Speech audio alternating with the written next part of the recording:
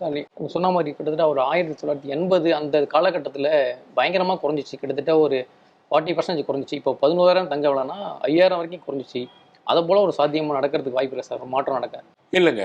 அப்போலாம் கூட நீங்க பார்த்தீங்கன்னா, மிகப்பெரிய மாற்றம் ம். அப்படின்றது வந்து 40% அப்படின்றது உண்மையிலேயே ஒரு மிகப்பெரிய மாற்றம் ம். தான்.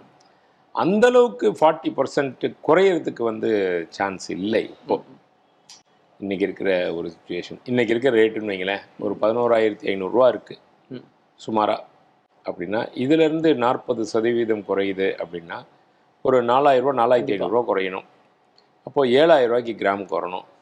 ரூ. 7,000 கிராம் வர்றதுக்கு சாத்தியமே இல்ல. அப்படி குறைஞ்சா தானே தங்க இன்கேஸ் விலை குறையுது நம்ம எடுத்துக்கலாம். ஆமா. ரூ. 100 ரூ. 200 குறைஞ்சிச்சுன்னா அது பெரிய மாற்றமே இல்ல. மாற்றமே இல்ல.